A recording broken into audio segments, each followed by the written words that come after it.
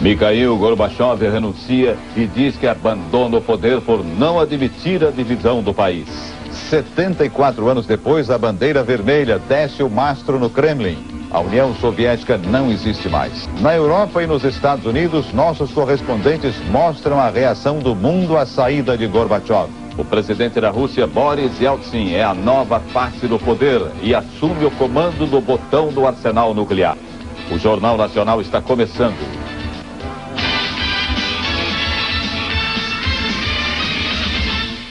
O mundo inteiro assiste a um dos momentos mais importantes da história, a renúncia de Mikhail Gorbachev.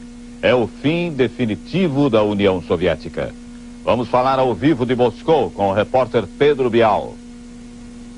Essa noite é a bandeira russa que tremula no Kremlin. E agora é Boris Yeltsin que detém o poder de decisão sobre um arsenal nuclear que pode destruir o mundo centenas de vezes. Mikhail Gorbachev se despediu do poder com um discurso rápido. Ele agradeceu aos que o apoiaram, ele reconheceu erros, pediu para que fosse revisto o processo de decisão que levou ao fim da União Soviética, ou melhor, ele lamentou o processo de decisão, mas ele disse que não se arrepende por um só momento de ter iniciado as reformas democráticas que acabaram assim, com o fim do comunismo e da União Soviética.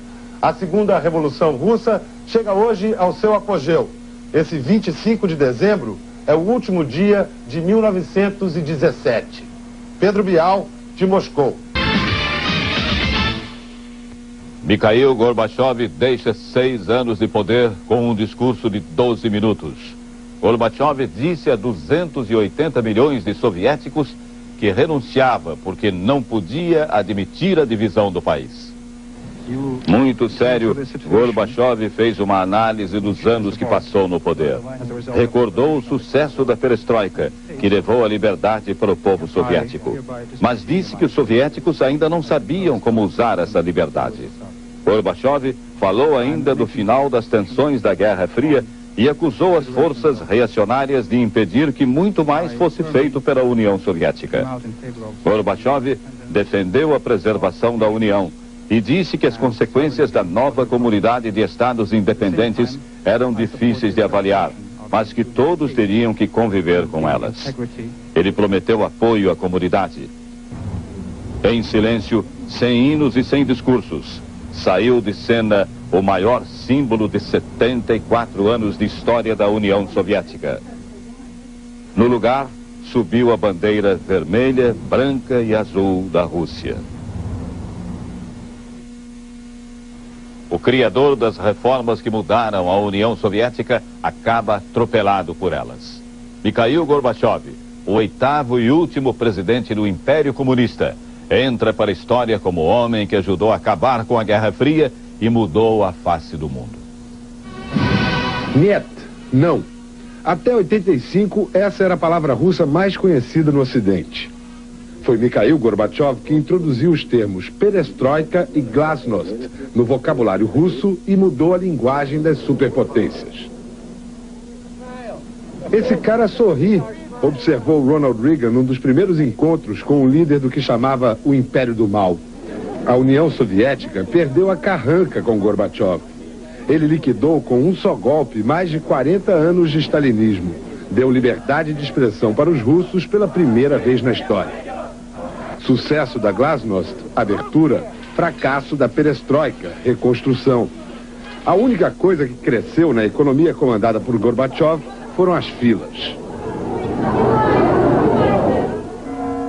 É o primeiro e o último líder da União Soviética a sair aqui do Kremlin vivo. Se propôs a reformar o comunismo e a União Soviética e acabou junto com os dois. Foi a Berlim e advertiu Erich Honecker. Os que se atrasam são castigados pela própria história. Gorbachev deve ter se esquecido da frase, pois tentando compor com a linha dura foi atropelado pelo processo que iniciou. Esse ano foi salvo de um golpe de Estado pela cria tornada rival. O mesmo Boris Yeltsin, que resgatou Gorbachev em agosto, acabou com ele em dezembro. Gorbachev, que mudou o mundo, não se transformou a tempo de sobreviver politicamente. Sai do Kremlin para entrar na história. Boris Yeltsin tem pressa. já comunicou à ONU que vai mandar um embaixador para ocupar o lugar que era da União Soviética no Conselho de Segurança. O prédio da missão soviética na ONU, em Nova York, parece funcionar de acordo com os novos tempos. Mas nem tudo. A guarita e o carro da polícia ainda guardam o número 136 da Rua 67. 5 câmeras ainda espionam os visitantes e os transeuntes, só que as câmeras, como quase tudo em Nova York, são japonesas. Do outro lado da rua, a placa da sinagoga continua lembrando a perseguição aos judeus da União Soviética.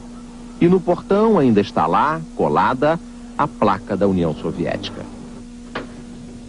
Mas hoje há hospitalidade. O conselheiro da missão, o diplomata Alexander Denisov, vem me receber e mostra imediatamente no hall de entrada as novas bandeiras. A da Rússia, a da Ucrânia e a da Bielorrússia. Pergunto pela bandeira vermelha com foice e martelo e ele diz que está guardada para ser entregue a um museu. Peço para ver, ele desconversa. O pessoal aqui da missão passou o dia de plantão para assistir ao último discurso do presidente Mikhail Gorbachev. E muita gente chorou quando viu a imagem da bandeira vermelha deixando o mastro que fica no alto do Kremlin. Como Gorbachev, muita gente aqui acha que essa comunidade de estados independentes vai ter o mesmo destino da União das Repúblicas Socialistas Soviéticas. Ou seja, não vai dar certo. A China responsabiliza Gorbachev pelo fim da União Soviética, enquanto a Inglaterra reconhece que o ex-presidente fez bom trabalho. Foi no interior da Inglaterra que o primeiro-ministro britânico passou a festa de Natal. John Major comentou a saída do ex-presidente soviético. Gorbachev mudou o curso da história e prestou uma ajuda notável na construção de um mundo mais seguro. A ex-primeira-ministra Margaret Thatcher declarou: agora poderemos até trabalhar juntos. Margaret Thatcher foi a primeira a reconhecer que o mundo ocidental poderia fazer negócios com Gorbachev. A rainha da Grã-Bretanha, que reina mas não governa, na mensagem de Natal, falou sobre o fim da União Soviética, o fim da autocracia, conforme definição da rainha. Apesar de todos os elogios a Gorbachev, a China lançou hoje um dos mais fortes ataques contra o ex-presidente. A China responsabilizou Gorbachev pelo colapso da União Soviética. Glasnost, perestroika, no vocabulário dos líderes chineses que ainda acreditam no comunismo, são palavras que significam o caos econômico e político. A China declarou que vai estabelecer relações diplomáticas com as novas repúblicas que substituem a antiga União Soviética, mas não definiu a data. Como os soviéticos reagiram à renúncia de Gorbachev e o que significa o poder nas mãos de Boris Yeltsin. Voltamos a Moscou ao vivo com o repórter Pedro Bial. Aqui em Moscou, se alguém chorou, chorou escondido. Se alguém comemorou, foi em silêncio. A renúncia de Gorbachev foi recebida com indiferença nas ruas dessa cidade. Uma cidade feita de desesperança. Mikhail Gorbachev disse numa entrevista hoje que só espera o reconhecimento do povo russo no futuro, pois sabe que todos estão muito ocupados agora em tentar sobreviver. Esse é um país nervoso, próximo a uma convulsão social, segundo muitos observadores. Dia 2 de janeiro vão ser liberados os preços aqui na ex-União Soviética. Ninguém sabe o que pode acontecer. Algumas humilhações que Boris Yeltsin submeteu Gorbachev e outras manobras pouco democráticas sujaram a imagem de Yeltsin. E muitos o olham com desconfiança, como se ele fosse um candidato a czar. Yeltsin, através de telefonemas, vem tentando conquistar a confiança de um aliado-chave amigo de Gorbachev, o presidente americano George Bush. Os Estados Unidos, que agora perderam a referência da oposição soviética, veem com atenção e temor o futuro da comunidade de estados independentes. Mikhail Gorbachev telefonou hoje para George Bush antes do discurso de renúncia. Por causa disso, Bush deixou a Casa de Campo e foi para a Casa Branca reescrever a mensagem de Natal que vai ao ar ainda hoje à noite. Bush vai dizer que considera o fim da União Soviética uma grande vitória política dos Estados Unidos. Ele vai dizer também como vai se relacionar com Boris Yeltsin. Agora, o que ele não vai dizer, mas todo mundo aqui sabe o que ele pensa, é que ele não confia em Yeltsin, ele acha que essa comunidade de estados independentes vai durar pouco E ele não tem a mínima certeza de que Yeltsin vai controlar mesmo o arsenal nuclear que pertencia à União Soviética. George Bush já está com muitas saudades de Mikhail Gorbachev. Agora, Valéria Sfer, de Londres. A comunidade europeia já reconheceu a Rússia como herdeira e legítima representante da antiga União Soviética. O anúncio foi feito na mesma hora em que Gorbachev renunciava ao cargo de presidente da União Soviética. O texto da comunidade europeia diz que, a partir de hoje, a Rússia passa a exercer todos os direitos e obrigações internacionais da ex-União Soviética. E o chanceler Helmut Kohl agradeceu Gorbachev por ter aberto o caminho para a unificação da Alemanha. Valéria Sfer, de Londres. Todo o poder que antes estava nas mãos de Gorbachev está agora com o presidente da Rússia, Boris Yeltsin.